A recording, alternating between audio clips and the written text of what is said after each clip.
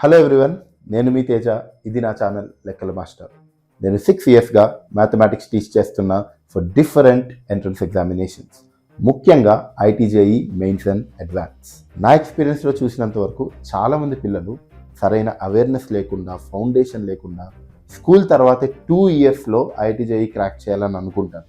కానీ అది అందరికీ పాసిబుల్ కాదు. కానీ ఒక ప్రాపర్ ఫౌండేషన్తో, ప్లానింగ్తో ఒక నార్మల్ స్టూడెంట్ కూడా నిన్నే IIT క్రాక్ చేయగలడు. ఎంట్రన్స్ ఎగ్జామ్ క్రాక్ చేయాలి అంటే స్కూల్లో చెప్పే సబ్జెక్ట్ మాత్రం సరిపోదు.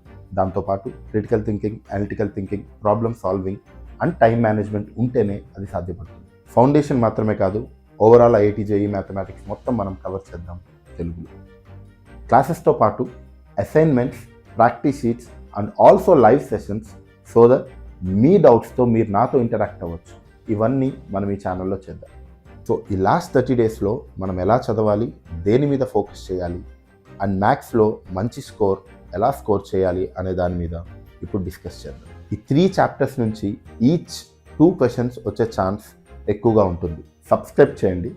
ఎవరికైతే ఉపయోగపడుతుంది అనిపిస్తుందో వాళ్ళకు కూడా షేర్ చేసి సబ్స్క్రైబ్ చేసుకోమని చెప్పండి.